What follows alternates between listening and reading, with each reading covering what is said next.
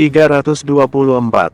Satu pertanyaan, apabila aku gagal, apa yang akan terjadi padaku? Tanya Lukas. Kau akan dipenjara seumur hidup. Kau tidak akan menikahi Melanie, kata Presiden. Lukas terkejut. Presiden tahu tentang kehidupan pribadinya. Kalau aku berhasil, kau akan lihat nanti, terima misi ini, tak ada pilihan lain buatmu, tegas Presiden. Misimu dimulai hari ini. Barang-barang yang kau perlukan sudah disiapkan di depan. Pak Presiden kemudian menyuruh petugasnya untuk menutup kepala Lukas lagi. Lukas dibukakan borgolnya dari meja, lalu digiring menuju pintu keluar fasilitas itu. Dalam langkah kesekian, kepalanya dipukul dari belakang. Lukas seketika ambruk, pingsan. Ketika membuka mata, dia mendapati sudah pindah tempat. Lukas melihat ke sekeliling sambil memeriksa luka di belakang kepalanya. Dia terdampar di sebuah tepian danau. Lukas menduga dia dibuang di sekitaran Jakarta Utara. Dia periksa apa yang dikenakannya. Lukas mengenakan kemeja putih dan celana hitam bahan dan sepatu pantofel. Dia mengenakan dasi warna hitam. Dia cek, Lukas membawa tas di punggungnya. Dia lihat isinya ada peralatan medis, senjata api dengan puluhan magazin, teropong, handuk, granat 3 biji, sekotak persediaan makanan ala militer. Lalu Lukas menemukan sebuah pagar. Ketika dia nyalakan muncul pesan. Jangan berpikir untuk minta bantuan temanmu. Misi ini hanya untuk kau jalankan sendiri. Kau yang berkhianat, Lukas. Kemudian pesan lainnya muncul juga. Kau juga dilarang menghubungi teman-temanmu. Biarkan kami yang menjelaskan situasimu kepada mereka.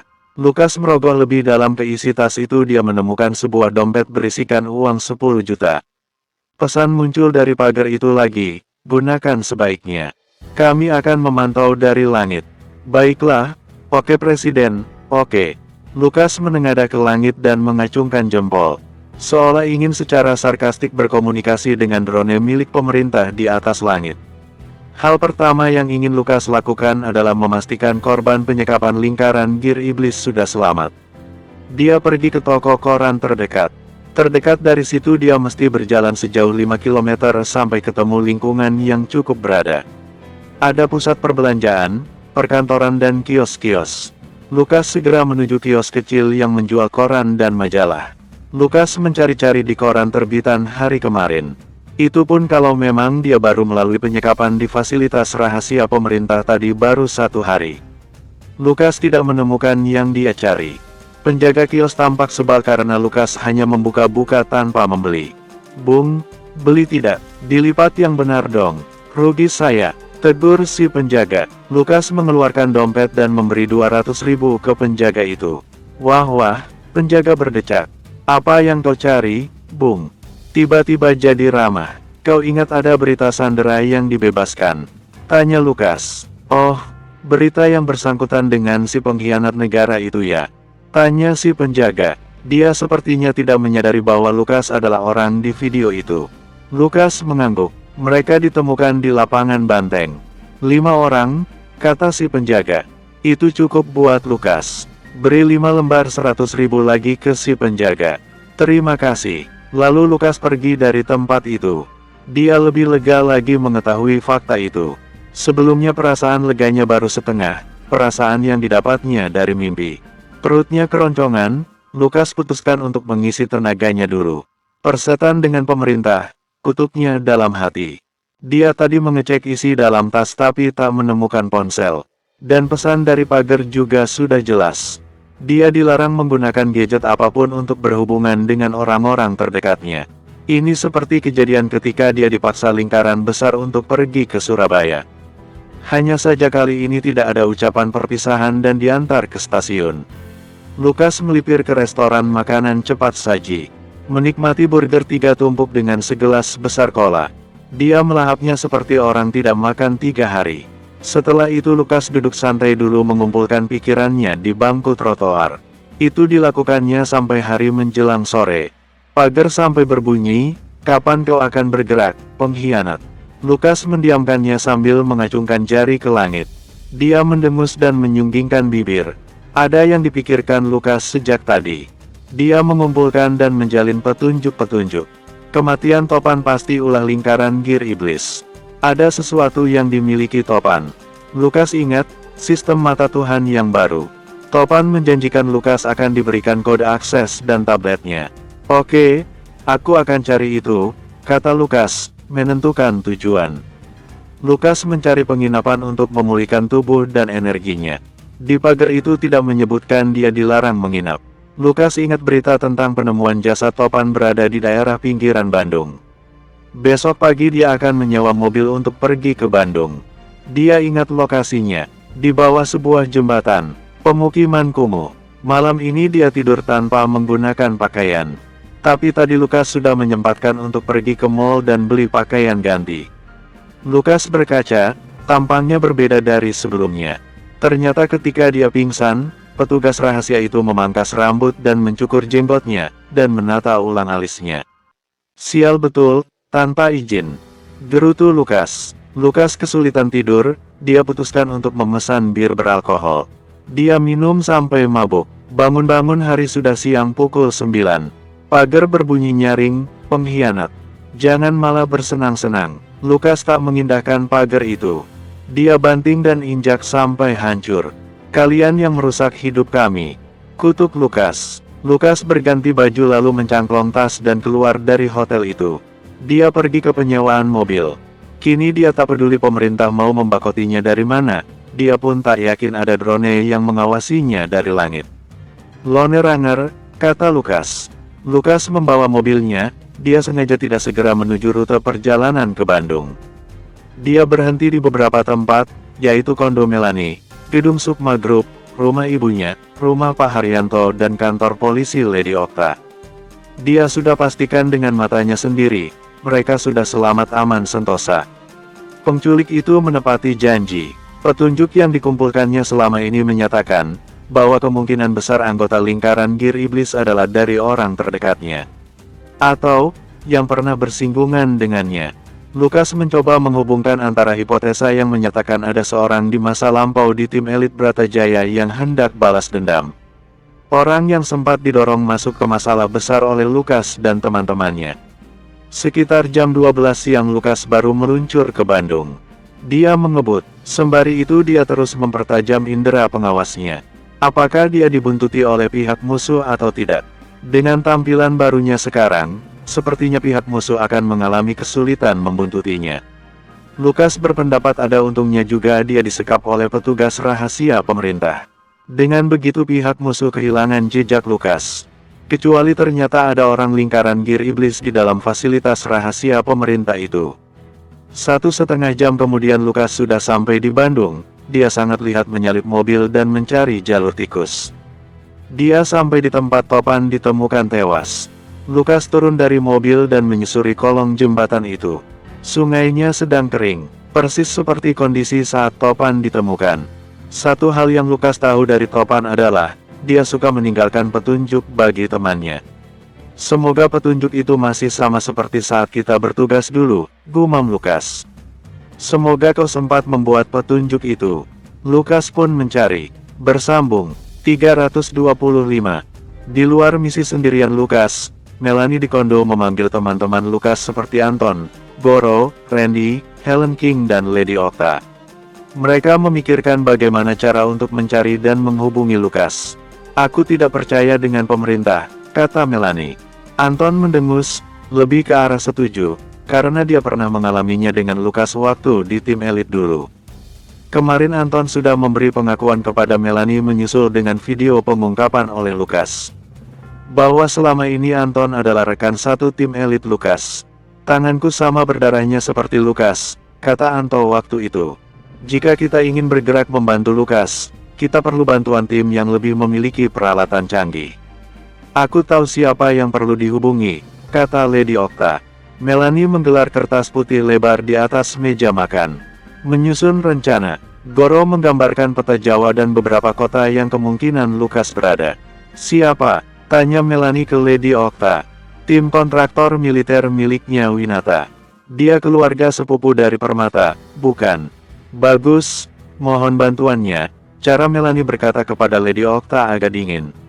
Dia masih terbawa ingatan waktu Lukas berinteraksi dengan Lady Okta dulu. Saat mereka berkumpul membahas strategi, Anton mendapatkan telepon dari nomor tak dikenal.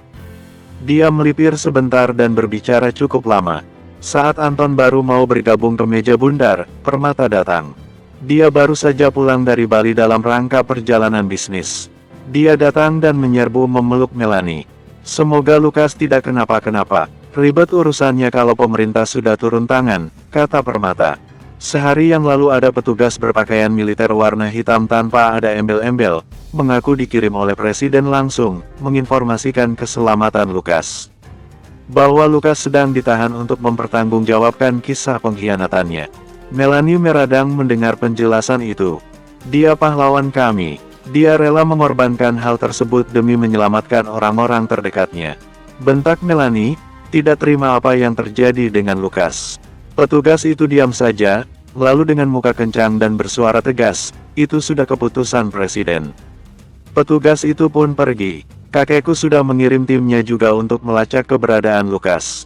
Semoga mereka punya kabar segera, kata Permata. Melanie mengangguk, berterima kasih. Anton sudah selesai teleponnya. Teman-teman, sepertinya kita punya peluang. Apa itu, Ton? Tanya Melanie penuh harap. Kita harus ke ruang khusus Lukas di gedung Sukma Group, sekarang. Semuanya pun berangkat ke sana. Apa yang mesti kita cari? Tanya Lady Okta sesampainya mereka di ruang khusus yang banyak monitor dan komputernya itu. Kita putar ulang berita penemuan mayat teman kami, Topan. Anton mencari tombol untuk menyalakan semua peralatan di ruangan itu. Siapa yang tahu tombol powernya? Lee harusnya tahu, kata Melanie. Dia tangan kanan Lukas di sini. Tapi sudah 2 minggu dia cuti. Ya sudah kalau begitu kita cari sendiri, Randy memutuskan. Gila, Lukas menyeluruh sekali ia melaksanakan tugasnya sebagai penjaga keamanan. Tidak hanya Melanie saja yang dijaganya selama ini. Salut, ujar Helen King. Mendengar itu Melanie merona merah. Selama 1 jam mereka mencari akhirnya menemukan tombol power untuk menyalakan semua peralatan. Anton dan Goro yang duduk di meja kendali. Mereka mengetik kata kunci untuk memunculkan rekaman video penemuan mayat Topan. Kau tadi habis dapat telepon dari siapa? Tanya Melanie kepada Anton. Teman di Bandung, salah satu hacker yang membantu Topan merancang sistem permintaan Anton. Sistem apa? Melanie penasaran dan tertarik. Dia ingat Lukas pernah sedikit cerita tentang apa yang ada di ruangan ini. Sistem mata Tuhan. Mereka sudah menyempurnakan sistem itu dan mereka berhasil menemukan jejaring yang melakukan penyerangan-penyerangan terhadap Lukas dan negeri ini selama 1 tahun. Tapi saat mereka mau mengirimkan kode aksesnya ke Lukas, tim mereka diserang oleh kelompok tak dikenal. Tim hacker Topan dibunuh semua. Topan dan 1 teman ini berhasil kabur, tapi mereka dikejar. Topan berkorban sehingga teman hacker itu bisa selamat. Melanie merinding mendengarnya. Teman hacker ini punya petunjuk, tapi dia tidak bisa mengatakannya lewat telepon. Dia bilang untuk mengecek secara mendalam video penemuan mayat Topan dan lokasi penemuannya, lanjut Anton. Lady Okta dan Helen King ikut duduk dan membuka laptop. Kami bantu, kata Lady Okta. Anton mengangguk. Mereka mulai mencari petunjuk. Sementara itu di Bandung, Lukas tidak menemukan petunjuk apapun di kolong jembatan itu. Tapi dia melihat ada jejak kaki selain jejak kaki Topan. Dia mengenali pola sepatu Topan. Masih sama seperti yang dipakai saat bertugas di tim militer dulu. Tampak ada usaha melawan balik dari Topan. Lalu dia melihat ada jejak sepatu lain. Total ada 5 kaki di sini. Di kepala Lukas, skenario yang terjadi seperti ini, tim Topan sudah siap dengan sistem mata Tuhan, tapi mereka diserang oleh lingkaran gear iblis. Dibunuh semua kecuali 2 orang yang berhasil melarikan diri. 1 orang berhasil lolos. Sayangnya Lukas tidak tahu siapa saja hacker di bawah asuhan Topan. Lukas punya ide. Dia pergi dari sana dan menuju mall. Dia membeli ponsel tanpa menggunakan kartu. Kemudian dia mencari orang lewat yang bersedia memosting videonya ke media sosial. Lukas menulis di dinding tembok kolong jembatan itu sebuah kode. 333. Di ruangan khusus Lukas di gedung Sukma Group. Hei, ini ada video baru lagi. Seru Helen King. Dia memutarnya ke layar yang lebih besar. Apa itu maksudnya? Dia menoleh ke Anton. 333. Anton memiringkan kepala. Aku tidak tahu maksudnya. Sudahlah kalau seperti ini, kita buntu tak segera dapat petunjuk. Kita bagi tim saja, ada yang tetap di sini, ada yang pergi ke Bandung, ke tempat itu, Lady Okta mengusulkan. Dia memunculkan peta detail menggunakan titik koordinat di layar yang lebih kecil. Aku yang pergi, kata Helen King. Aku temani, acung Randy. Oke, aku juga akan pergi, kata Lady Okta. Aku mau ikut, kata Melanie. Lady Okta berbalik kepadanya, lebih baik kamu di sini saja. Demi keselamatanmu. Tapi, Melanie mau memprotes.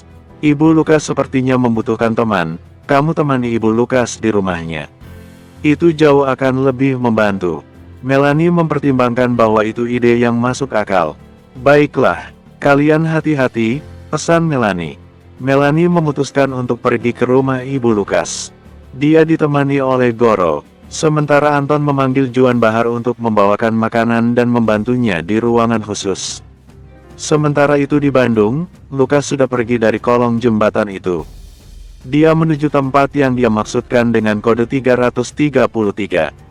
Sebuah warnet kecil di pemukiman padat. Lukas masuk ke sana dan duduk di bilik 333. Itu adalah tempat pertama Lukas dan Topan dulu sekali memulai ide mereka membuat sistem mata Tuhan ini. Lukas, tiba-tiba seseorang menepuk pundaknya. Bersambung, 326. Anton di ruangan khusus Lukas, tak menemukan apapun dari video itu. Orang yang meneleponnya kemarin tidak bisa dihubungi. Nomornya tak tertera. Akhirnya dia memutuskan untuk berkomunikasi dengan tim yang pergi ke Bandung. Kami sudah di lokasi, kolong jembatan, kata Lady Okta. Kami akan coba ke rumah sakit yang menampung jasad Topan. Ide bagus. Dengan koneksi dan jabatan Lady Okta dia bisa masuk ke rumah sakit manapun tanpa perlu dipertanyakan lebih lanjut. Selama 3 jam mereka mendatangi beberapa rumah sakit tapi tidak mendapati ada jasad Topan di kamar mayat mereka. Kita mencari di tempat yang salah, kata Randy. Mestinya kita ke kantor polisi terdekat. Betul, bisa jadi jasad Topan masih diotopsi, Helen King nimbrung. Oke, kita ke kantor polisi terdekat, kata Lady Okta, dia yang menyetir mobil. Membawa mobil jeep kedinasannya, dia sudah izin Pak Cipto untuk mengenakan badge supaya diberi akses ke instansi berwenang manapun. Mereka mendatangi polsek dekat kolong jembatan itu. Rupanya benar ada jasad Topan di sana. Petugas polsek sana dengan senang hati mempersilakan Lady Okta untuk menengok jasad. Tapi yang diperbolehkan masuk hanya Lady Okta. Randy dan Helen King mesti menunggu di luar. Apa saja yang kau temukan? Tanya Lady Okta kepada petugas koroner. Mohon tunggu sebentar, saya carinya. Petugas itu masuk ke ruang kerjanya dan mencari box tempat dia menyimpan barang-barang milik Topan. Kemudian dia membawanya ke hadapan Lady Okta. Lady Okta memeriksa barang-barang di box itu. Isinya hanya ada baju terakhir Topan. Bahkan tidak ada ponsel atau gadget apapun di situ. Tapi ada kalung lempeng besi yang tertera kode angka 333. Tidak ada lagi, tanya Lady Okta. Oh, ada. Si petugas koroner baru ingat sesuatu. Dia masuk lagi ke ruang kerjanya dan mengeluarkan box kaca kecil. Kami menemukan ini di dalam perutnya. Lady Okta mengernyit. Di dalam box kaca itu terdapat sebuah kunci perak. Saya ambil barang ini, demi kepentingan penyelidikan. Petugas koroner itu tidak berkutik karena Lady Okta begitu berwibawa dan mengancam. Dia mempersilakan Lady Okta membawa kunci itu.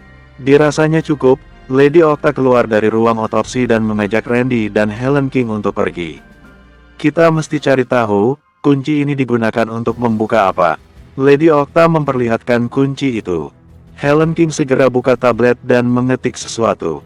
Ini seperti kunci sebuah brankas, kata Randy. Lalu diserahkannya ke Helen King. Beri aku waktu setengah hari untuk mengetahui kunci apa ini, ucap Helen King percaya diri. Mereka pun pergi ke sebuah penginapan. Lady Okta sepakat dengan Helen King bahwa brankas atau apapun itu ada di Bandung. Di Jakarta, Melanie sudah berada di rumah ibunya Lukas. Cipta Rani senang sekali dengan kedatangan Melanie. Ada kabar dari Lukas? Tanya Cipta Rani. Melanie menggeleng, lalu tak tahan dia mulai menangis. Cipta Rani memeluknya. Mereka duduk dahulu sambil menenangkan satu sama lain. Lady Okta salah, Melanie yang lebih butuh Ciptarani. Saya dan teman-teman sedang berusaha mencari keberadaan Lukas, kata Melanie. Memberi kepastian, sekitar 1,5 jam kemudian Pak Haryanto menyusul ke rumah Ciptarani. Sebagai salah satu korban penculikan, Pak Haryanto perlu untuk saling menguatkan korban yang lainnya. Mereka berkumpul dan bercerita apa yang terjadi ketika mereka disekap.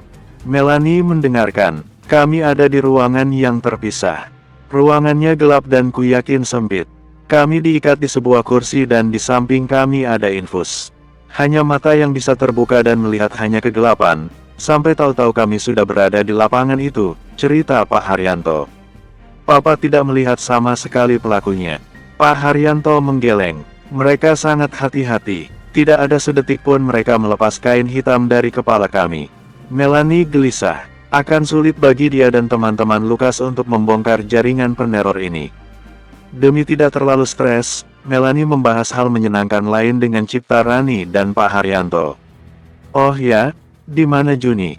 Tanya Melanie, tiba-tiba teringat sepupunya Lukas. Oh, sudah 2 bulan dia tidak tinggal di sini. Dia dapat kerjaan dan ngekos di dekat kantor barunya, kata Ciptarani. Melanie hanya membentuk bibir. Dia tidak begitu suka dengan Juni yang terlalu seksi dan sikapnya suka menggoda Lukas. Apalagi di beberapa kesempatan dia seringkali bertingkah. Melanie mengabaikan kekesalannya terhadap Juni. Tak layak untuk dipusingkan, pikirnya. Goro di sana membantu membereskan perabotan rumah yang diacak-acak oleh penculik Ciptarani waktu lalu. Di salah satu kamar dia menemukan sebuah kalung militer. Lempeng logam berbentuk kotak oval terdapat ukiran kode angka 777. Goro memotretnya dan mengirimkan ke Anton. Apakah itu kode kemiliterannya Lukas? Bukan, punya Lukas adalah 330, kata Anton. Simpan kalung itu, barangkali merupakan sebuah petunjuk.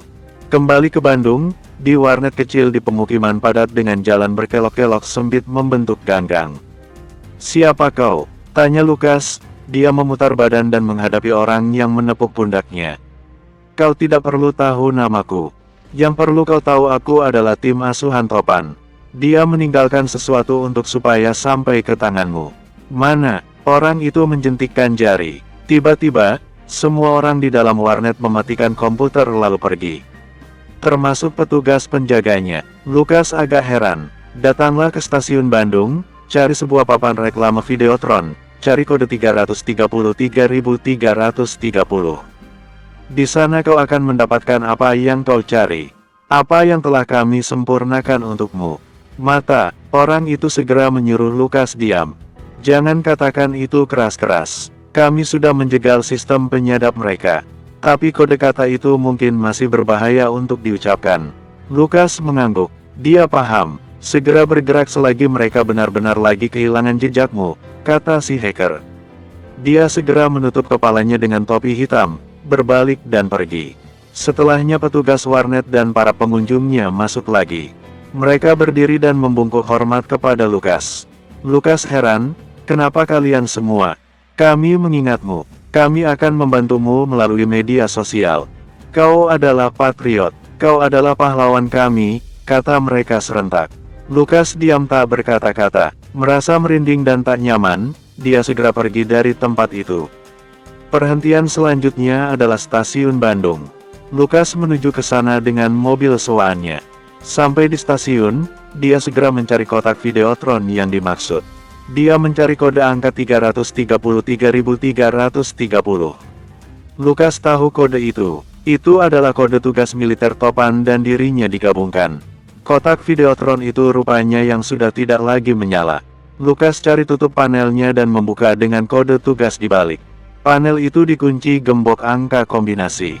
Lukas berhasil membukanya. Dia gemetaran melihat barang apa yang ada di dalam panel itu. Bersambung, 327. Tim yang pergi ke Bandung, Lady Okta, Helen King dan Randy menghabiskan berjam-jam untuk menemukan kotak atau brankas yang cocok dengan kunci Topan. Mereka sudah mendatangi bermacam-macam jasa penyewaan brankas dan kotak titip pengiriman. Lalu sudah mondar-mandir ke setiap bank. Dengan lencana Lady Okta, dia bisa langsung bicara dengan manajer atau direktur setiap bank supaya bisa mengecek kunci tersebut apakah sesuai dengan kunci khas kotak deposito mereka. Mungkin kotaknya tidak ada di Bandung, kata Helen King. Kemana kalau begitu? Tanya Randy. Firasatku mengatakan ada di Jakarta, jawab Helen King. Baiklah, kita balik ke Jakarta, ucap Lady Okta, melempar kunci mobil lalu menangkapnya lagi. Mereka menuju Jakarta dan bertemu Melanie di rumah ibunya Lukas. Anton juga sudah di sana, termasuk Martha dan Sonya. Ini seperti reuni korban penculikan, Pak Haryanto berkelakar. Untungnya disambut dengan tawarannya oleh setiap orang di sana. Lady Okta kemudian mengajak tim Melanie untuk menjelaskan apa yang dia temukan. Kunci ini membuka sebuah brankas, Lady Okta memulai. Baru mulai, Anton merebut kalung berukirkan kode angka 333. Ini nomor kodenya Topan, dan kunci ini, sepertinya aku tahu, gumam Anton kurang yakin. Di mana tempatnya? Tanya Lady Okta dan Melanie hampir bersamaan. Untuk mencapai ke sana, akan cukup sulit karena saat ini tempat itu dijaga oleh banyak tentara. Waktunya mengerahkan timnya Mutiara Winata. Anton dan aku akan ikut dalam misi pencarian kotak itu, tegas Lady Okta. Aku mau ikut, seru Melanie, keras kepala. Lady Okta memandangnya tajam. Tidak lucu kalau Lukas berhasil kami temukan, dan mendapati bahwa kamu tidak selamat. Perkataan itu menohok Melanie. Betapapun dia mengkhawatirkan Lukas, melakukan hal yang bukan keahliannya adalah tindakan bodoh. Melanie meringsut. Dalam ketermenungannya, Melanie seperti dibawa kilas balik kenangan bersama Lukas. Dari yang awalnya kesal dan benci sampai dia merasa ingin selalu dekat dengan Lukas, sampai dia menyadari, aku cinta kamu, Lukas. Sayangnya, itu terucap tanpa Lukas bisa mendengarnya langsung. Melanie dalam hati berjanji, jika Lukas sudah ditemukan, dia akan ucapkan itu secara tulus, seperti saat ini. Seperti selamanya, Lukas, mari menikah setelah semua ini selesai. Segera, gumam Melanie, membayangkan Lukas sedang mendekapkan kepala ke pelukan di dadanya. Melanie menguatkan diri. Dia yakin dimanapun Lukas berada, dia bisa bertahan hidup. Lukas sangat kuat, bahkan lebih kuat daripada petarung terhebat pun. Dia telah keluar dari banyak hambatan. Lukas sudah membuktikan dirinya sebagai bodyguard terkuat dan terbaik. Sementara itu tim Lady Okta berbincang, yang aku heran, kenapa kelompok itu tidak berulah lagi ya sekarang? Helen King bertanya-tanya, karena tujuan mereka sudah tercapai, Anton mengangguk. Mereka sudah merusak kestabilan nasional dengan terbunuhnya para menteri. Lalu apa hubungannya semua itu dengan Lukas? Kenapa dia jadi incaran utama mereka? Entahlah, sepertinya ada dendam masa lalu yang mendatangi Lukas lagi. Sejarah kelam berdirinya tim elit Bratajaya. Juga cara untuk menjatuhkan kredibilitas pemerintah.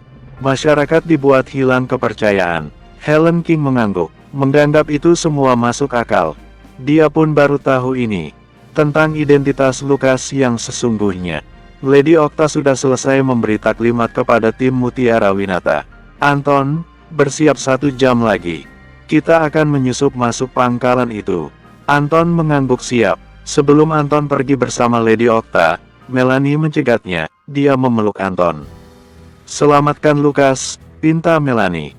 Demi menghormati Lukas, Anton tidak membalas pelukan Melanie. Sementara itu di stasiun Bandung, Lukas menggenggam sebuah kotak berlapis yang berkilauan. Segera dia bungkus kotak itu dengan jaket hoodie dan jejalkan ke dalam tas. Dia mesti membukanya di tempat yang aman. Lukas pergi dari stasiun dan menuju hotel. Dia segera memesan kamar dan membuka kotak itu. 333.330, ucap Lukas sambil menekan tombol di kotak mengkilap itu. Kotak itu sebesar laptop. Ketika dibuka di dalamnya terdapat sebuah tablet dengan perangkat keras yang berkelas militer. Lukas tebak tablet itu tidak akan hancur meski diledakkan. Tablet itu menyala. Layar pertamanya adalah Lukas diminta memasukkan kode akses. Dia memasukkan 333.330, tidak bisa. Akses ditolak. Apa iya? Kesempatannya hanya 3 kali. Lukas coba klik ikon petunjuk lupa password. Muncul sebuah pertanyaan. Julukan. Lukas berpikir, apakah jangan-jangan, dewa pembunuh? Tapi tombolnya hanya kombinasi angka. Oh, aku tahu. Lukas segera memasukkan angka sesuai huruf Dewa Pembunuh tapi ditranslasi sesuai huruf yang ada di tombol telepon perangkat lama. Akses diterima. Layarnya kemudian memunculkan grid-grid warna hijau dan hitam. Garis-garis. Lalu ada semacam bola dunia. Ada juga tempat melakukan pencarian. Lukas memasukkan kata kuncinya, lingkaran Gear Iblis. Segera bola dunia itu berputar-putar. Dalam hitungan menit bola dunia itu berhenti, menunjukkan suatu tempat di Cirebon. Tablet itu berbunyi, target terkunci. Apakah mau kirim drone untuk meledakkan sarang penjahat? Lukas meneliti, dia bisa saja langsung menghancurkan kelompok itu sekarang juga. Tapi dia ingin menangkap basah penjahatnya. Siapa dalam lingkaran Gear Iblis yang dirasanya punya dendam kesumat begitu besar kepadanya? Lain kali, kata Lukas. Dia mencatat lokasinya, dan segera dia berangkat menyusul. Masuk ke sarang penjahat. Di Jakarta, kelompok Lady Okta, Anton dan tim Mutiara Winata bergerak secara merayap di tengah malam. Mereka menggunakan seragam kamuflase. Anton dengan lihai memutar leher setiap petugas. Lady Okta menegurnya, kau bisa saja hanya menembakkan peluru bius. Tidak perlu, karena mereka akan bangun lagi, Anton meyakinkan. Dia memuntir kepala orang-orang itu tidak sampai mati. Mereka pun bergerak masuk. Tim Mutiara Winata dengan sigap menembak peluru bius kepada petugas yang berpatroli. Ke sini, Anton mengarahkan mereka. Dia tahu kotak yang dimaksud oleh kunci itu. Mereka sedang berada di markas tim elit Bratajaya yang terbengkalai. Tapi baru-baru ini dihuni lagi oleh petugas dari pemerintahan. Anton menelusuri lorong-lorong, berbelok kanan-kiri. Dan akhirnya sampai tujuan, kamar Topan. Anton minta Lady Okta untuk membuka pintu itu dengan kunci yang ditemukannya. Klik, terbuka. Mereka masuk ke dalam. Itu dia kotaknya. Anton samar-samar ingat kotak yang dulu sering dibicarakan oleh Topan dan Lukas. Kotak itu bertuliskan, "In God's eye, we are the same." Apa isinya? Tanya Lady Okta. Anton minta kunci dari Lady Okta. Dia membuka kotak itu. Sebuah tablet. Anton mencoba menyalakan. Tapi dia mesti memasukkan kode angka. Dan hanya 3 kali kesempatan. Apa kode aksesnya? Anton menggeleng. Aku tidak tahu. Coba kode gabungan Topan dan Lukas, suruh Lady Okta. Anton mencobanya. Berhasil. Sebaiknya kita segera pergi dari sini. Ide bagus. Mereka pun bergerak keluar. Ketika mencapai pintu keluar di sayap belakang, mereka dikepung oleh puluhan senapan otomatis. Bersambung. 328. Lukas mempelajari tablet mata Tuhan itu. Ini adalah mahakarya Topan. Ide dan gagasannya dulu berasal dari perbincangan sore-sore sambil makan santapan ala militer setelah seharian memantau target penjahat. Seandainya kita punya alat yang bisa mendeteksi orang-orang berniat jahat, atau dari data yang bisa dikumpulkan terkait orang itu, lalu mengirim titik koordinat terbaik untuk menyergapnya, itu akan memudahkan kita, Lukas berandai-andai. Kalau seperti itu, tim elit Bratajaya tak perlu dibentuk, Lukas, timpal Topan. Lukas mendongak, tertawa ke langit. Tapi untuk mengepung mereka kan perlu kita, Pan. Oke, setuju. Hipotesanya, kalau barang itu ada, itu akan jadi aset berharga pemerintah. Mereka pasti tergiur dengan alat itu. Bilang saja, mereka tertarik lalu mau membelinya dari kita. Kita akan jadi kaya raya. Kalau pemerintah berminat, orang-orang jahat juga, Pan. Bahaya sih kalau barang itu betulan ada. Tapi barang itu bisa menyelamatkan jutaan umat manusia. Benar, itu misi kita, kata Topan. Sepertinya kita bisa membuatnya. Lukas mendudukkan diri, mulai serius dengan perbincangan yang awalnya hanya iseng-iseng ini. Sebab capek juga kalau mesti mengintai berhari-hari di tempat yang sangat tak nyaman. Serius kau? Topan kelihatan percaya diri. Lukas tahu, Topan dulunya kuliah jurusan pemrograman. Putus tengah-tengah lalu gabung ke pelatihan militer yang dibuat oleh ayah Lukas. Kau sebutkan saja apa yang kau mau dari alat itu. Aku coba petakan dan mulai cicil dari sekarang. Menarik. Oke, aku coba bikin daftar dulu. Oh ya, mau kita beri nama apa alat ini? Mata Tuhan, kata Topan. Lukas terhenyak, mengagumi nama itu. Kelihatan megah dan memang sesuai fungsinya nanti. In God's eye, we are the same. In God's eye, we are the same, Yulang Topan. Setelah itu setiap mereka dapat jatah libur dari tugas, mereka merancang cetak biru alat itu di sebuah warnet. Mereka sengaja ambil komputer yang tak terhubung internet. Dari situ mereka mulai menyusun pengamanan tentang data alat itu. Dari bagaimana datanya disimpan secara terpisah sampai keamanan kode akses nantinya seperti apa. Sebaiknya aku simpan kode aksesnya, kau tidak perlu tahu dulu, kata Topan. Oke, takutnya aku membelot ya, canda Lukas. Tepat sekali, cetus Topan. Sampai bertahun-tahun kemudian, alat itu tak kunjung jadi karena keterbatasan dana. Tapi setahun terakhir ini Lukas mendapat keberuntungan sehingga dia bisa mengelola uang dalam jumlah besar. Sudah begitu, jadi pemegang saham terbesar ketiga di Sukma Group juga. Hadiah-hadiah balapan kelas atas juga mendukung kegiatan pembuatan alat itu. Mimpi kita terwujud, Lukas, kata Topan, di suatu sambungan telepon rahasia dengan Lukas. Itu bertepatan ketika Lukas mulai membangun ruang khusus pemantauan keamanan di Sukma Group. Prototipe mata Tuhan sudah terbentuk dan Lukas bisa menggunakannya untuk mengumpulkan data orang yang diincarnya. Tapi kala itu masih untuk pencarian data konkret saja. Belum sampai alat itu mencapai titik akhirnya, sudah diserang pihak musuh. Kemudian Lukas mencairkan emas batangannya dan mendanai lagi tim Topan untuk menyempurnakan alat itu sehingga menjadi tablet yang bisa dibawa kemana-mana. Lukas sengaja berpesan, jangan beritahu aku progresnya. Sayangnya demi keamanan itu sendiri, Lukas sengaja meminta Topan untuk membuat Lukas amnesia terhadap progres pembuatan alat itu. Kini, semua ingatan itu kembali menyeruak ke dalam otak Lukas. Tunggu kedatanganku, lingkaran Gear Iblis. Akan kubuka kedok kalian. Akan kuungkap siapa dalam kalian. Lukas membuka data tentang lingkaran Gear Iblis yang ada di tablet itu.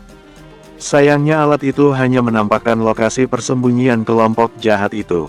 Tidak menunjukkan siapa dalangnya. Segera Lukas pergi menuju ke lokasi persembunyian kelompok itu. Tentu saja dengan persiapan yang matang agar dia tidak mati konyol disergap musuh. Temuilah, dewa pembunuh kalian. Aku adalah Algojo dari neraka datang untuk menuntut tanggung jawab kalian. Lukas mendandani dirinya seperti tentara siluman yang bisa membaur dengan lingkungan sekitar. Kalau dia bergerak di semak-semak, dia akan berubah jadi daun.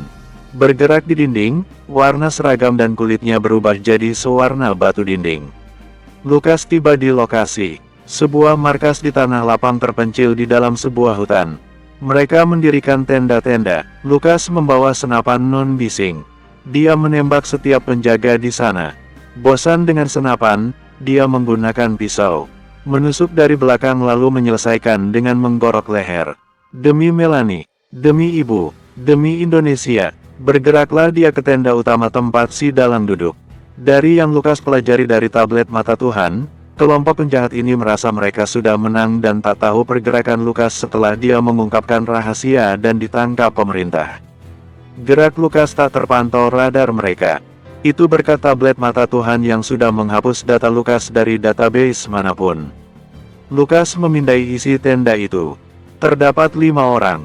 Lukas siap dengan senjata di tangan. Dia bisa menembak secara cepat.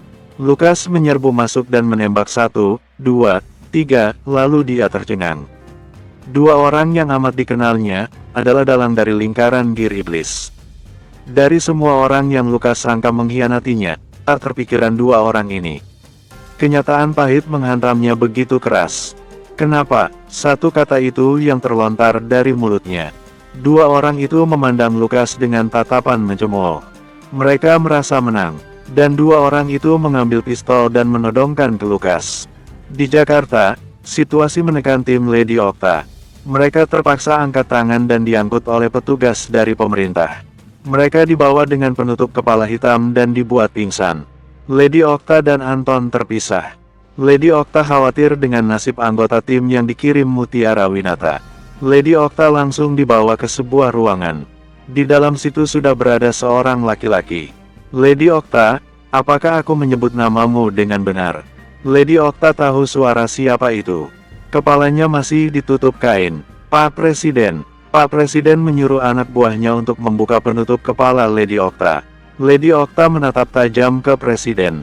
"Di mana Lukas?" tanyanya seketika. "Lady Okta, perlu kau ketahui, yang berhak bertanya di sini adalah saya. Jadi jaga sikapmu ya." Lady Okta mendengus. Dia tahu, dia mesti menjaga sikap. Apalagi pangkatnya di kesatuan polisi bisa dicabut seketika oleh Presiden. Apa yang Pak Presiden ingin tahu? Banyak sekali yang kuingin tanyakan. Pertama, apa yang kalian lakukan di markas kami? Kedua, kenapa kalian nekat menyusup? Kan kalau minta izin lebih baik. Ketiga, barang apa ini?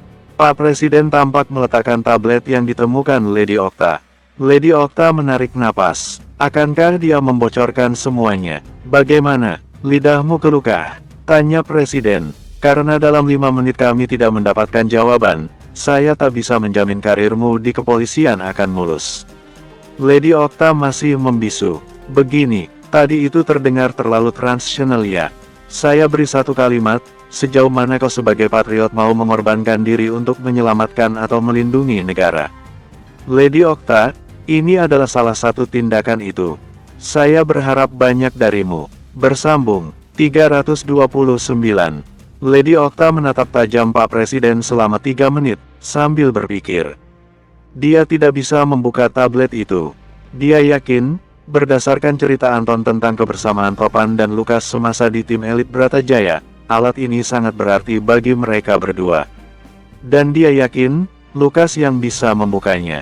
"Lukas yang bisa membuka tablet itu dan tahu apa isinya," jawab Lady Okta akhirnya. Pak Presiden menyunggingkan senyum, menghenyakan diri ke punggung kursi.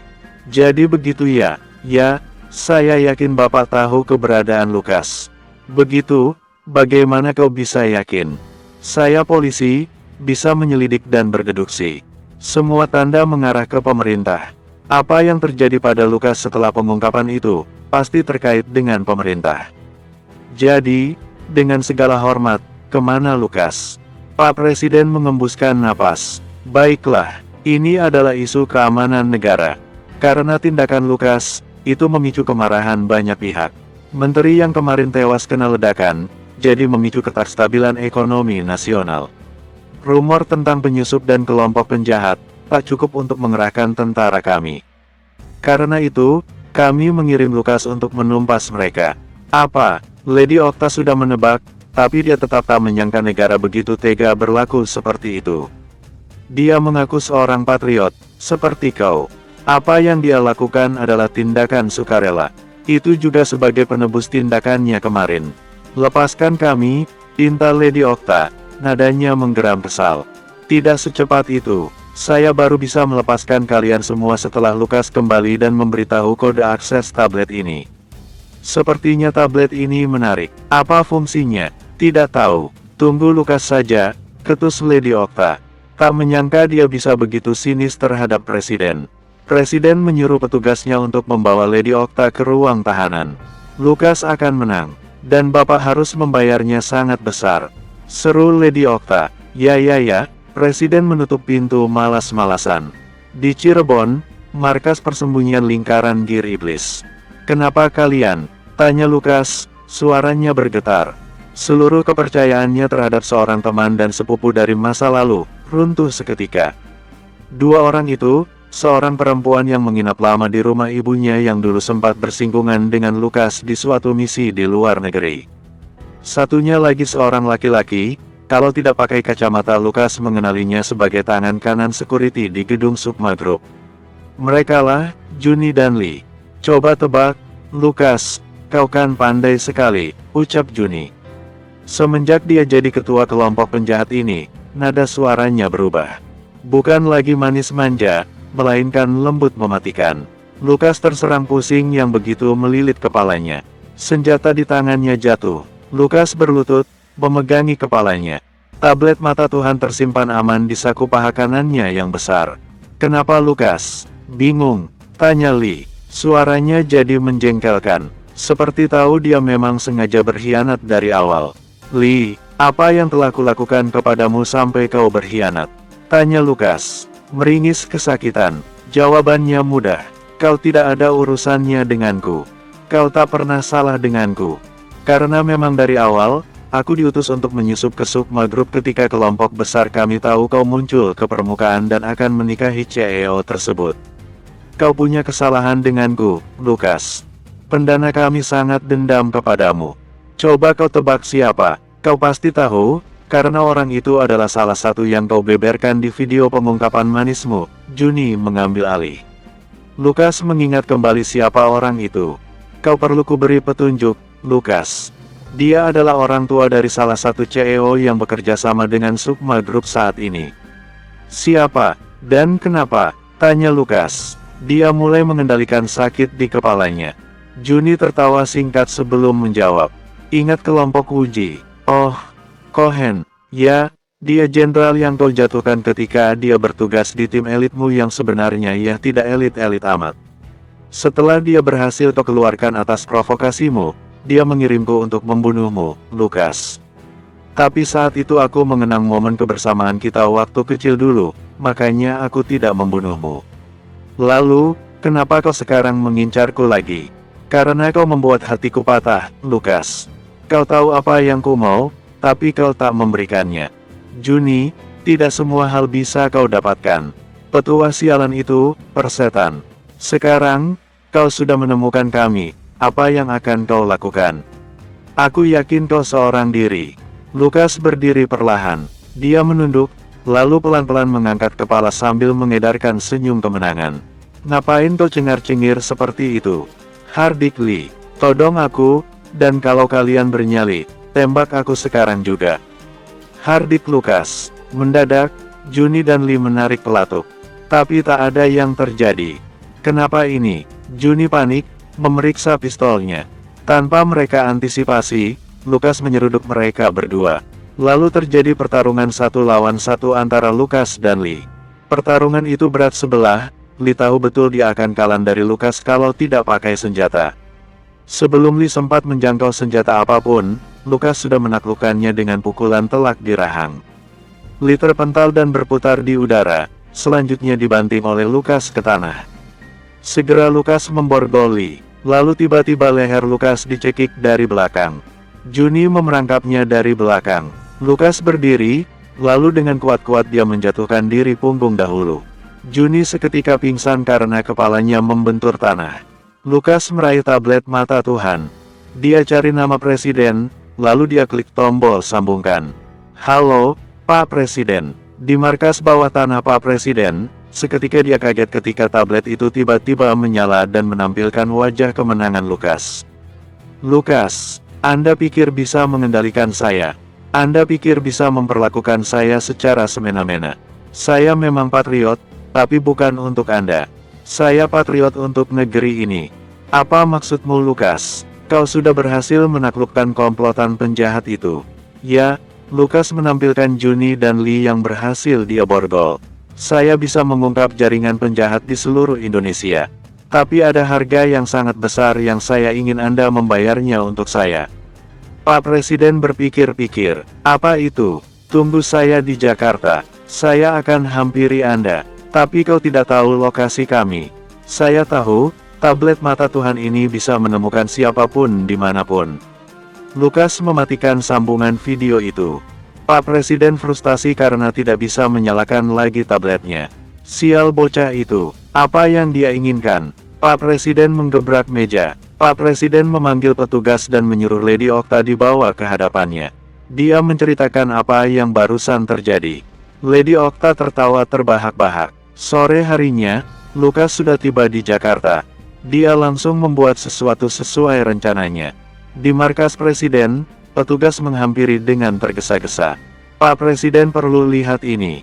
Sialan, ada-ada lagi. Pak Presiden menyaksikan saluran berita di televisi, menampilkan Lukas yang sudah ada di depan kantor polisi yang dipimpin Pak Cokro.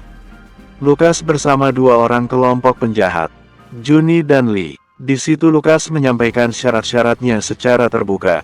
Bersambung. 330. Video Lukas yang ditayangkan oleh semua saluran televisi yang mengambil dari rekaman dari media sosial seseorang di lingkungan kantor kepolisian, viral. Banyak yang berkomentar sinis terhadap pemerintah terutama Presiden. Khalayak ramai memuja-muja Lukas. Saat mereka berselancar di internet dan menemukan bahwa Lukas hampir jadi bintang film, mereka makin mendukung Lukas. "Lukas, terima kasih sudah menyelamatkan negara ini," ucap mereka di komentar. "Aku ingin jadi istrimu, Lukas. Lukas tampan dan perkasa, aku padamu." Dari awal sampai misinya berakhir, satu nama orang yang selalu menjadi pendorongnya, yaitu Melanie. Setelah ini selesai, dia akan pulang ke Melanie dan menikahinya. Dalam waktu singkat, orang-orang terdekat Lukas menjemputnya ke kantor polisi. Melanie sangat senang dan bahagia karena Lukas berhasil dan selamat. Juni dan Lee ditahan di jeruji besi. Diawasi langsung oleh Pak Cokro dan kesatuannya. Melanie merembes air mata kebahagiaan ketika memeluk Lukas. Lukas sudah berganti pakaian dan mandi sampai bersih. Pak Haryanto dan Ciptarani juga memeluk Lukas. Teman-teman dekat Lukas terharu. Lukas sudah berbuat banyak untuk negeri ini. Juga untuk kita. Dia rela berkorban meski nyawa taruhannya. Dia patriot sejati, kata Marta. Sonya mengangguk. Keduanya sama-sama pernah dibantu Lukas. Membuat Lukas jatuh dalam masalah dan pertempuran besar yang membahayakan.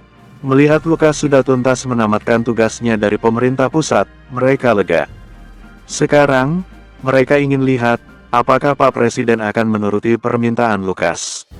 "Saya mendapat kabar bahwa Lady Okta ditahan oleh Presiden," kata Pak Cokro tadi ketika Lukas baru sampai di sana membawa Juni dan Lee. Karena itu Lukas kesal dan memutuskan untuk membuat video tuntutan tadi. Mendengar bahwa Anton juga ditahan, Lukas semakin kesal dan berniat untuk mengajukan tuntutan yang lebih besar. Bayaran yang lebih besar untuknya. Melanie menarik Lukas ke sebuah ruangan yang lebih privat. "Lukas, aku sangat mengkhawatirkanmu." "Aku juga Melanie. Karena aku tak ingin kamu dan yang lain dalam bahaya, aku mengambil tugas itu. Dan atas bantuan alat ciptaan topan, aku bisa meringkus semuanya." Mereka berpelukan. "Lukas, setelah ini, apakah kamu tidak capek?" tanya Melanie. Dia merasa kasihan dengan Lukas. Terlalu banyak beban luka di pundaknya. "Untuk urusan menjagamu, aku tidak akan pernah capek." Melanie tersenyum. "Bukan itu maksudku. Maksudku, terlibat dalam urusan yang lebih besar. Intrik politik dan agenda-agenda penjahat kelas kakap. Aku pikir, kamu harus berhenti. Aku tidak ingin kehilanganmu, Lukas. Aku janji, kamu tidak akan kehilanganku. Janji, Lukas. Janji." Ingat Melanie, orang yang benar-benar mencintai kita, tidak akan pernah benar-benar pergi meninggalkan kita. "Nikahi aku segera, Lukas," pinta Melanie. "Itu sudah kurencanakan jauh-jauh hari, Melanie." Melanie tersenyum bahagia, dia menitikkan air mata haru. "Aku cinta kamu, Melanie. Aku cinta kamu, Lukas." Dan mereka pun meluruhkan asmara mereka di ruangan itu. Bibir bertemu bibir dalam perkecupan yang melenyapkan segala duka dan beban hidup. Segala mara bahaya di depan mata, hancur seketika seolah tak ada artinya bagi mereka. Mereka mengecup seperti tidak ada hari esok.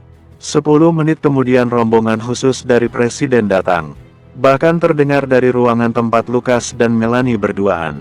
Sirine meraung-raung. Seketika halaman depan kantor polisi dikosongkan dari mobil-mobil dan motor biasa. Pak Presiden disambut hormat oleh Pak Cokro dan bawahannya. Tak disangka, di belakang mereka berdatangan orang-orang dari media untuk meliput. Lukas menghadap Presiden, dia menyeringai. "Misi sudah dilaksanakan, Presiden." Lukas menghormat. Pak Presiden, menjaga image-nya, menjabat tangan Lukas. Dia sempat melirik ke arah Melanie. "Lukas, patriot negeri ini, mari kita bicara di dalam." Ajudan Presiden berbisik ke Pak Cokro agar ruang interogasi tidak direkam. Pak Cokro mengangguk. "Lukas," kata Presiden saat mereka sudah berada di dalam dan duduk di tempat masing-masing. "Pak Presiden," balas Lukas. "Apa yang ingin kau buktikan di sini?" tanya Presiden. "Itu merujuk pada video Lukas yang viral. Saya ingin hak saya dibayar. Lagi pula, apa yang ingin Bapak sampaikan tentang kalau saya berhasil meringkus penjahat itu?" "Banyak hal, apapun yang kau mau. Saya sudah menyiapkan itu semua. Tapi karena kau lagi-lagi membuat pemerintah tampak buruk, saya batalkan itu. Meski kau menang kali ini, kau akan kami tahan. Lukas menyandarkan badannya ke kursi besi. Pak Presiden yakin mau berbuat seperti itu. Karena, kelompok penjahat yang sedang merusuhi negara kita masih banyak dan menunggu kesempatan untuk mengacau. Saya tahu keberadaan mereka semua. Pak Presiden memicing. Bagaimana bisa? Saya yakin, Pak Presiden memiliki sesuatu dari teman saya Lady Okta. Pak Presiden tahu apa yang dimaksud. Temanmu sudah kami bebaskan dan diampuni seluruh dosanya. Itu tidak cukup. Apa yang kau inginkan, Lukas? Pak Presiden apakah tidak tahu kalau tablet itu bisa mengangkat martabat negara ini di kancah internasional? Bagaimana caranya memang? Pak Presiden tampak meluruhkan sikap mengesalkannya. Lebih berminat terhadap apa yang sedang ditawarkan Lukas. Tentang alat itu, dia mengeluarkannya dari koper di sebelahnya. Tablet ini dinamakan Mata Tuhan. Bisa mendeteksi dan mengumpulkan data-data krusial tentang siapapun. Tablet ini bisa mengakses semua kamera di dunia. Bahkan di ponsel orang miskin sekalipun. Alat ini mendeteksi wajah, lalu memprosesnya dan dalam hitungan menit, target bisa kita temukan. Alat ini sangat pintar, mampu memetakan setiap aktivitas yang mencurigakan. Maka dari itu, musuh-musuh negara ini mesti takut. Apa yang perlu negara ini berikan kepadamu agar kami memilikinya? Lukas menggoyangkan jari. Alat ini tidak bisa kalian miliki sebegitu mudah. Karena alat ini tidak akan berfungsi tanpa keberadaan saya. Apa yang kau mau, Lukas? Jangan berputar-putar. Saya punya banyak tuntutan kepada Bapak dan semua harus dituruti, kalau Bapak benar-benar menginginkan alat ini. Ya, katakan segera. Lukas menyeringai dan mulai membeberkan apa saja syaratnya. Salah satu syaratnya adalah dia diberi jaminan seumur hidup bahwa dia dan orang-orang terdekatnya tidak akan diusik ketenangannya dan dimudahkan segala urusannya dalam hal birokrasi dan akses fasilitas umum dan negara. Dan satu lagi, Lukas akan diberikan penghargaan yang pantas dan disiarkan langsung ke seluruh dunia. Bahwa siapapun yang berniat mengusik keamanan Lukas dan orang-orang terdekatnya, akan berhadapan dengan kekuatan militer negara. Saya harap apa yang kau beberkan tadi benar-benar berfungsi di alat ini, kata Pak Presiden. Bapak bisa pegang perkataan saya. Kalau begitu, sepakat, Pak Presiden menjabat tangan Lukas. Baik, kalau begitu kita semua punya tugas untuk menangkap penjahat-penjahat ini. Lukas mengeluarkan tablet miliknya dan menampilkan di layar orang-orang yang berada di balik organisasi-organisasi kejahatan mulai dari lingkaran besar, Sekte Naga Sakti, kelompok Uji, sampai yang belum sempat mengusik Lukas sekalipun. Pak Presiden tampak kaget melihat daftar orang-orangnya. Bersambung, 331. Kau serius ini data yang akurat? Tanya Presiden. Lukas menyunggingkan bibir, saya sudah menginvestasikan banyak untuk alat ini dari tahun ke tahun. Tentu saja ini benar, data itu sudah berasal dari analisa segala kemungkinan, segala probabilitas dari aksi-reaksi orang-orang itu. Ya, data itu akurat. Jika Bapak Presiden masih meragu, silakan kerahkan tim intel terpercaya. Saya tunggu. Kau banyak syaratnya ya. Padahal kau sudah berkhianat terhadap negeri. Lukas menggoyangkan jari. Saya tidak berkhianat. Saya hanya mengungkapkan fakta. Yang berkhianat, silakan berkaca. Siapapun, kejahatan yang disembunyi-sembunyikan adalah tindakan pengkhianatan terhadap rakyat. Bukan berarti saya menuduh Bapak. Tapi Bapak bisa menghapus dosa masa lalu dengan mengakuinya. Di hadapan dunia, kau banyak bicara, Bung. Bicara saya secukupnya saja Pak Presiden. Yang penting-penting saja, kalau itu sudah dianggap terlalu banyak, saya tidak tahu mana yang terlalu sedikit. Presiden akhirnya menyunggingkan senyum. Mau tak mau pengawal dan sekretaris dan menteri-menteri yang mengikutinya ikut tersenyum. Pak Presiden memberi gestur sesuatu, semua yang ada di belakangnya tahu maksudnya. Dalam beberapa menit, sang ajudan membisiki Presiden. Presiden mengangguk. Oke, kami nyatakan kau dapat dipercaya. Silakan, jika kau punya persyaratan yang lainnya, silakan ungkapkan. Seorang pahlawan harus diberi penghargaan yang setingginya. Lukas tersenyum lagi. Kalau begitu, Bapak bisa gunakan alat itu untuk menjaring pahlawan-pahlawan negara yang sudah lama terlupakan. Mereka-mereka yang hidupnya prihatin sekarang ini. Negara seperti melupakan orang-orang itu. Padahal mereka sudah berkorban banyak. Ya, itu sudah ada di agenda negara. Kami sedang mendatanya. Kalau dengan alat ini bisa mempercepat, itu bagus. Ada lagi permintaanmu. Lukas mengangguk. 15 menit kemudian Lukas keluar dari ruang pertemuan. Dia bertemu kembali dengan Melanie. Apa yang diinginkan dari presiden darimu? Tanyanya cemas. Jasaku kembali, kata Lukas. Kamu mau jadi tentara lagi? Tidak, tapi lebih baik lagi, aku direktur dari sebuah tim khusus. Tim operasi khusus akan dibentuk lagi. Dan aku sebagai direkturnya. Alat yang kubuat bersama Topan akan dimanfaatkan oleh negara, tapi harus dengan otoritasku. Aku tidak akan menjualnya, ini sebagai penghormatanku terhadap Topan. Teman yang setia, Melanie memeluk Lukas. Dia bangga terhadap laki-lakinya ini. Sekarang, mau apa kita? Tanya Melanie. Makan-makan bersama teman-teman sepertinya menyenangkan. Setelah perjuangan penuh darah, kamu berhak mendapatkan itu. Kita berhak mendapatkan itu, Melanie. Melanie tersenyum, lebih bahagia daripada sebelum-sebelumnya. Lukas adalah lelaki yang dia butuhkan. Sebelum mengundang teman-teman dan mengatur segalanya, seperti tempat pertemuan, menu dan lain-lain, Lukas terlebih dahulu pulang ke kondo Melanie. Mobilnya diikuti oleh mobil Permata. Tak lama disusul kemudian oleh mobil Pak Haryanto. Di kondo Lukas melepas segala kepenatan. Ketegangan selama dia menjalani misi. Goro menjemput ibu Lukas dibawanya ke kondo juga. Ciptarani begitu bangga dan senang karena Lukas pulang dengan selamat. Lukas sengaja melepas bajunya, dia hanya mengenakan celana boxer. Dia memamerkan bekas-bekas luka sambil menceritakan satu persatu kisah di belakangnya. Ciptarani memijat tubuh Lukas. Merawatnya seperti Lukas masih anak kecil. Lukas menikmatinya, terutama dia sangat rindu sentuhan tangan ibu. Yang lain menyimak dan mengamati pemandangan kasih sayang antara ibu dan anak. Bersama mereka mengenang ayah Lukas, Bratajaya. Pak Haryanto cerita banyak, termasuk perjanjian darah atas perjodohan Lukas dan Melanie. Lucu ya kalau diingat-ingat lagi. Melanie waktu itu marah bukan main ke saya, kelakar Pak Haryanto. Membuat Melanie menunduk malu. Permata di sebelahnya menyenggol Melanie. Malu-malu mau, Om. Apa sih, Permata? Tegur Melanie, sambil menahan tawa. Karena itulah, Melanie pantas untuk saya perjuangkan. Bukankah menarik kalau awalnya benci kemudian jadi cinta? Sahut Lukas dari pinggir kolam renang. Dia bersiap-siap untuk berenang. Jangan sampai berubah jadi benci lagi, Lukas. Kamu jangan ikut-ikut kelakar ini, tegur Melanie.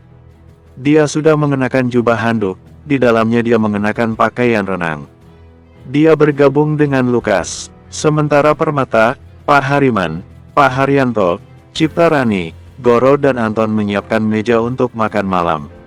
Lukas sudah meminta secara khusus kepada Anton untuk menyiapkan acara pertemuan besar dengan teman-teman yang telah membantu Lukas selama ini.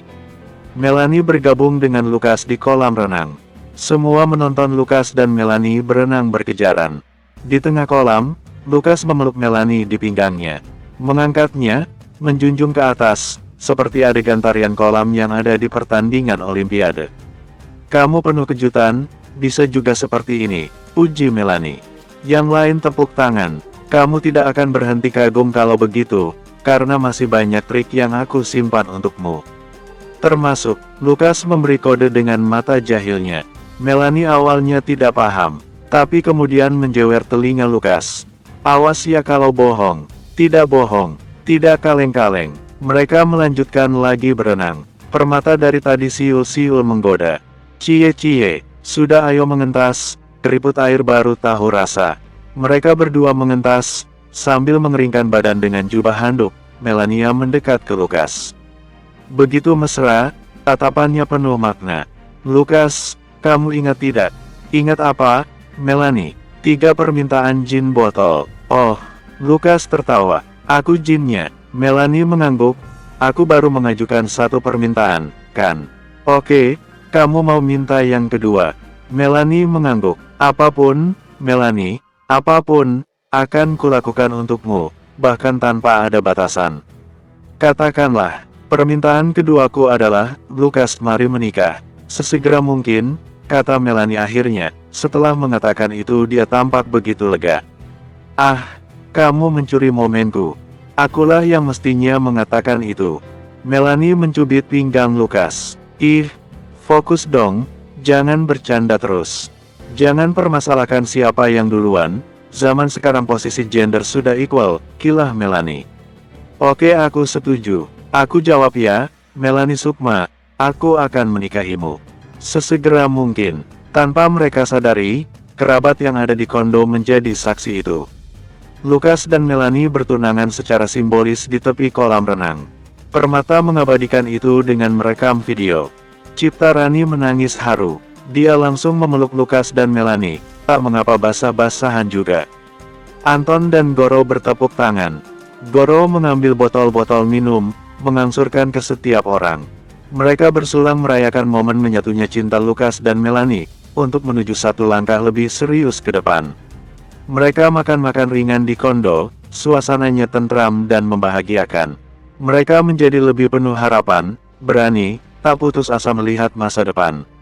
Semangat juang Lukas menulari siapapun yang ada di sana. Atas nama Lukas, mereka bersulang berkali-kali. Atas nama Melanie, mereka bersulang demi cinta. Atas nama perjuangan, yang tak mati-mati.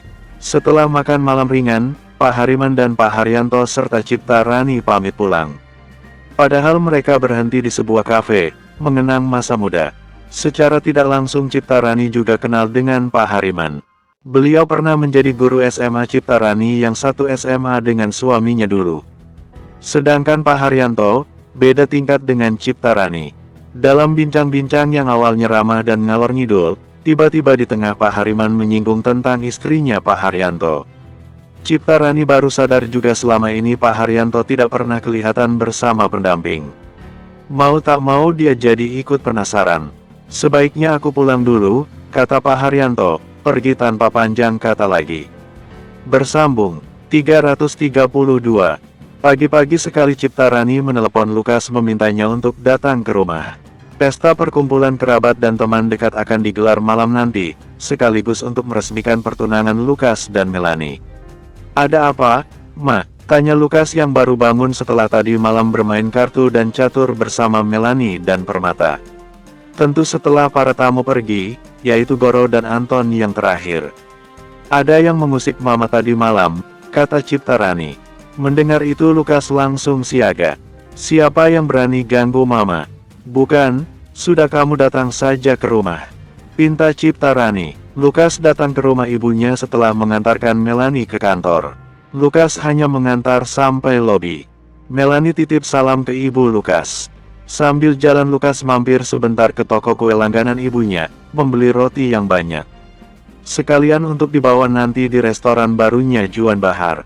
Baru buka, dan acara pertemuan sekaligus pertunangan Lukas dan Melanie diselenggarakan di sana. Juan Bahar dan pegawai yang dia rekrut dari jaringan mantan anak jalanan, sudah menyiapkan meja dan kursi. Lukas mencium tangan ibunya sebagai bakti anak kepada orang tua. Apa yang membuat Mama risau? Lukas langsung ke topik. Cipta Rani menatap Lukas nanar, tapi berubah kemudian menjadi tatapan penuh kasih. Tadi malam ketika di kafe, Pak Haryanto tiba-tiba berubah sikapnya waktu ditanya tentang istrinya. Seingat Mama, istri Pak Haryanto masih hidup kan? Wah, pikir Lukas, ibunya juga memikirkan hal itu.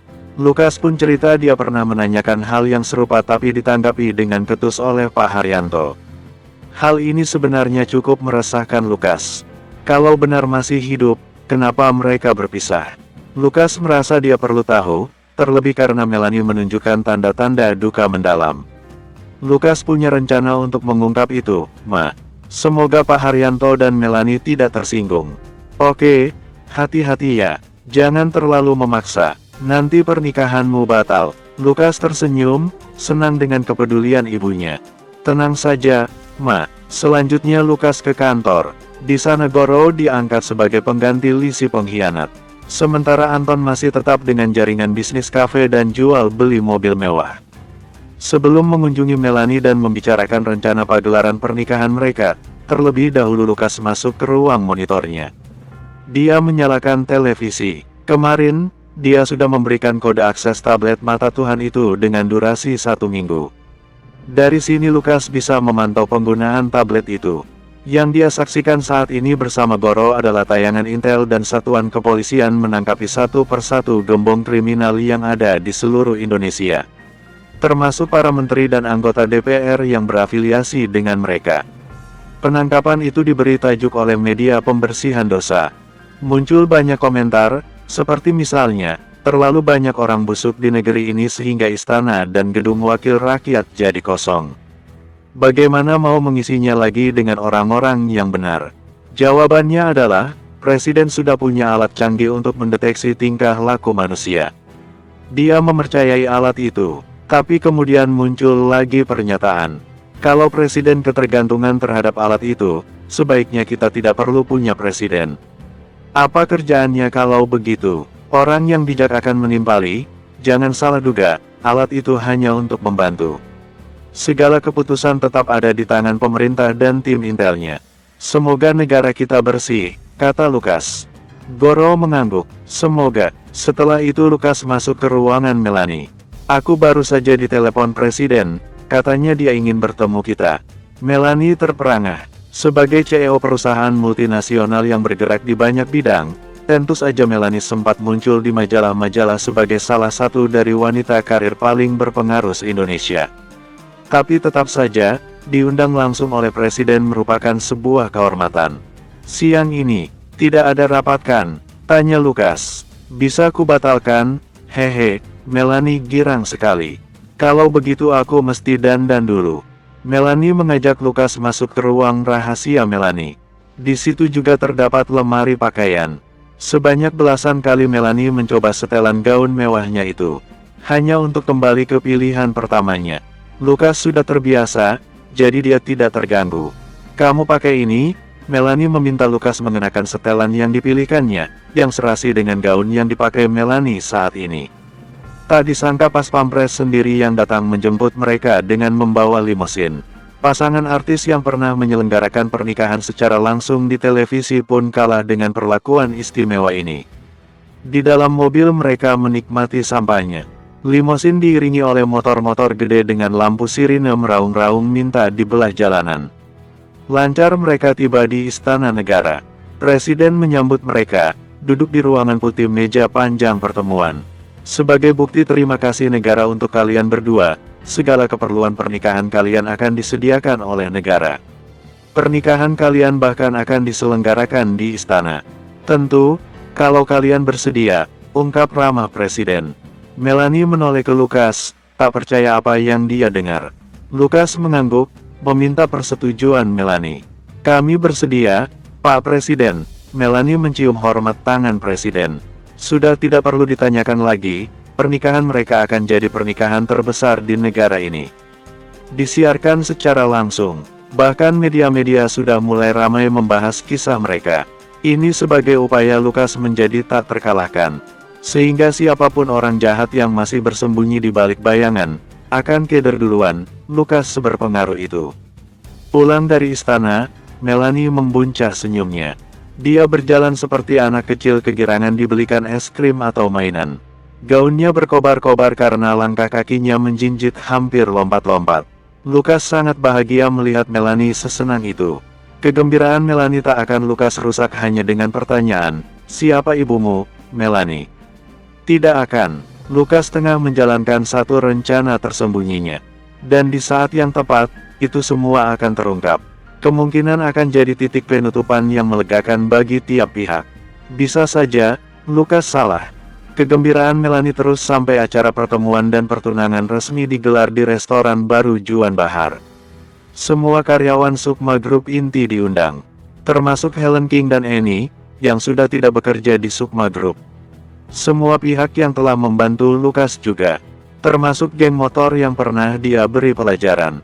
Semua datang dengan damai, bahkan para petinggi-petinggi yang senang menyelenggarakan balapan kelas internasional yang pernah Lukas ikuti. Semua dibantu undang oleh Randy. Di hadapan semua orang, akhirnya Lukas punya kesempatan untuk mengutarakan pertanyaan yang sempat didului Melanie di kolam renang. Melanie Sukma, maukah kau menikah denganku? Aku mau, Melanie mengangguk, senyum membuncah. Lukas pun memasangkan cincin berlian ke jari manis Melanie. Semua tepuk tangan. Lalu Melanie merebut mic dan menceritakan kisah lucu di kolam renang. Semua tertawa. Lalu Melanie, dalam suasana yang penuh haru bahagia, melanjutkan pertanyaannya. Lukas, di sini aku akan mengajukan permintaan ketiga. Apa itu, Melanie? Jangan pernah meninggalkan aku lagi ya. Yang Melanie tidak tahu adalah, ada seseorang yang mengamatinya dari kejauhan, matanya berlinang penuh keharuan.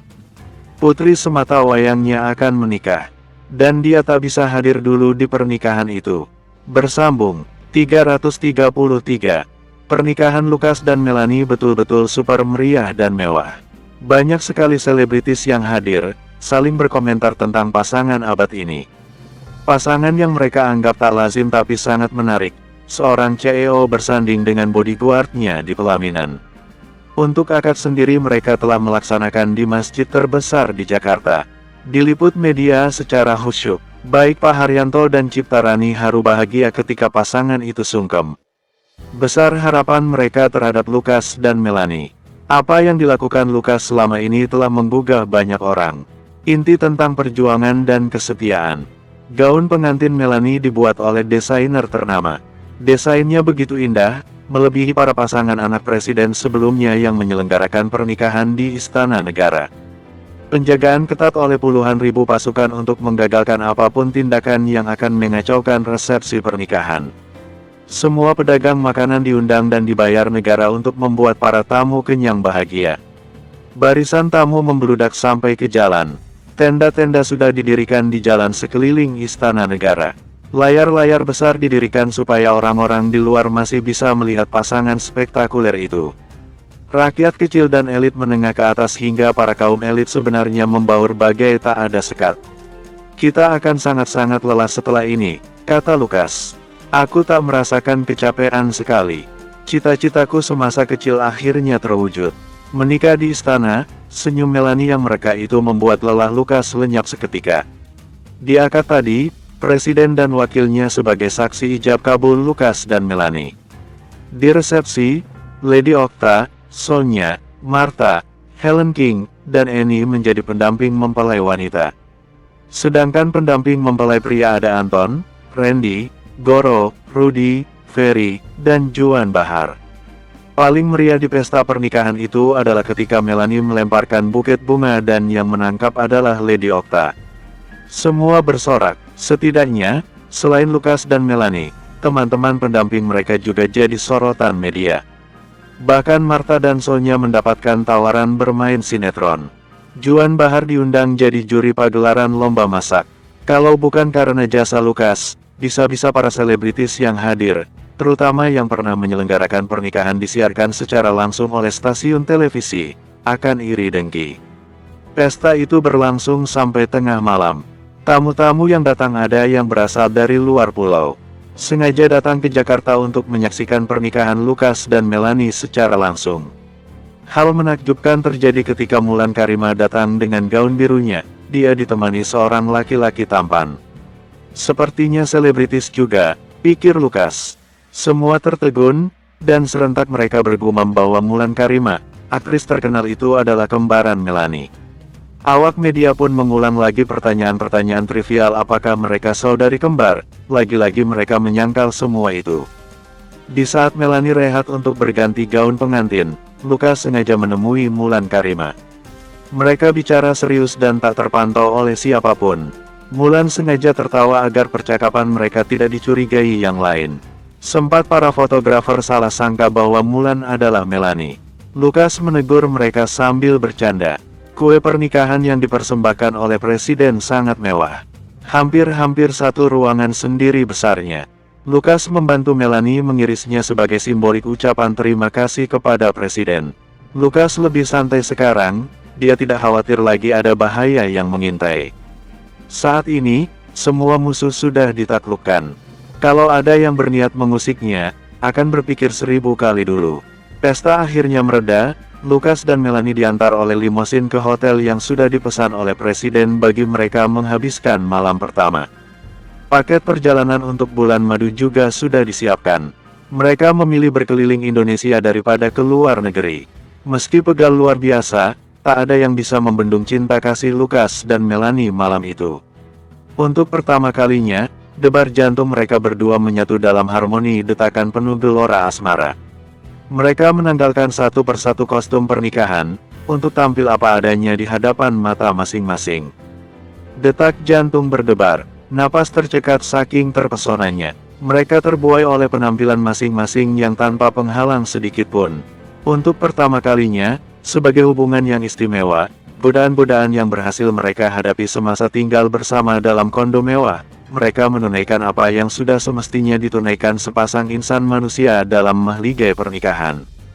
Malam itu, Melanie diajak terbang ke surga berkali-kali oleh Lukas. "Aku cinta kamu, Lukas," ucap Melanie, di antara lenguh terpana terhadap surga seni gerakan tubuh. "Aku cinta kamu, Melanie," balas Lukas. Keringat menetes di kening, mengalir ke dada bidangnya. Itu adalah malam yang syahdu. 1000 kali syahdu daripada malam-malam yang sering mereka lalui bersama di kondo, dalam satu selimut, tapi tidak menunaikan hal ini. Hari esoknya, dari pagi sampai sore, mereka melanjutkan apa yang mereka tunaikan tadi malam. Melanie kecanduan, energi mudanya begitu menggelora sehingga dia butuh ratusan kali sampai benar-benar terbuai dalam pelukan semacam ekstasi. Lukas untungnya, begitu perkasa dan bisa memuaskan dahaga kasih sayang Melanie. Hari berikutnya mereka berkemas, bertemu sebentar dengan kerabat dan teman dekat untuk pamit berkeliling Indonesia. Melakukan petualangan kuliner dan tempat wisata, hingga petualangan mereka sampai di Surabaya. Di sini Lukas meminta satu hal kepada Melanie, untuk menceritakan apapun yang bisa dia kenang tentang ibunya. "Aku tak ada kenangan tentang ibu, Lukas. Maaf ya," Melanie menitikkan air mata. "Tidak apa-apa Melanie, maaf membuatmu sedih. Entah kenapa aku merasakan firasat bahwa ibumu masih hidup dan saat ini sangat ingin bertemu denganmu," ucap Lukas. Melanie kemudian menangis, menyandarkan kepalanya ke pundak Lukas. "Ingatanku tentang ibu hanyalah tentang bagaimana dia meninggalkanku sejak bayi. Aku tidak ingat seperti apa tampangnya. Papa juga tidak pernah membahasnya. Aku yakin ada alasan di balik itu semua. Kalau saja ibumu datang dan menjelaskannya, maukah kamu mendengarkannya? Setidaknya kalau kamu masih tak sanggup untuk menerimanya kembali, kamu sudah tahu alasannya."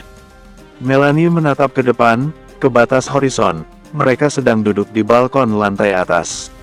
"Mungkin, selama ini aku tidak pernah siap kalau saja ibuku muncul tiba-tiba. Tapi, saat ini, kebahagiaanku sudah lengkap bersamamu. Jadi kesedihan atau perih hati yang akan muncul nanti, bisa kuatasi." Lukas tersenyum, memeluk Melanie dari samping, mengusap kepalanya. Kejutan itu datang esok hari. Hal yang selama ini Melanie takutkan dan jadi beban mental. Seorang ibu-ibu muncul di depan rumah singgah Lukas dan Melanie. Lukas mengenalkannya sebagai ibu kandung Melanie. Melanie mencucurkan air mata deras. Dia terpaku, seperti seluruh tubuhnya diserang oleh rasa rindu yang begitu besar dan menyakitkan. Ibu itu melangkah perlahan, tangannya ragu-ragu menyentuh tangan Melanie. "Melanie sayang, ini ibu kandungmu. Maafkan selama ini ibu menghilang." Lukas meninggalkan mereka berdua. Ini adalah hal yang perlu Melanie hadapi sendiri. Segala ketakutan, prasangka, kekecewaan, akan terobati segera. Lukas sudah lebih dulu tahu tentang bagaimana ibu Melanie pergi meninggalkannya sejak bayi. Kini, Melanie yang perlu tahu langsung dari ibunya sendiri. Di penghujung hari, semburat jingga mewarnai langit. Lukas pulang dan mendapati kedua perempuan itu saling memeluk. Lukas melangkah masuk, bergabung dalam pelukan itu. Lalu muncul satu perempuan lagi yang Lukas sudah tak asing, yaitu Mulan Karima. Kebahagiaan Melanie sudah komplit. Terima kasih semua sudah ikut tuntaskan kisah Lukas sang satpam terbaik. Tamat.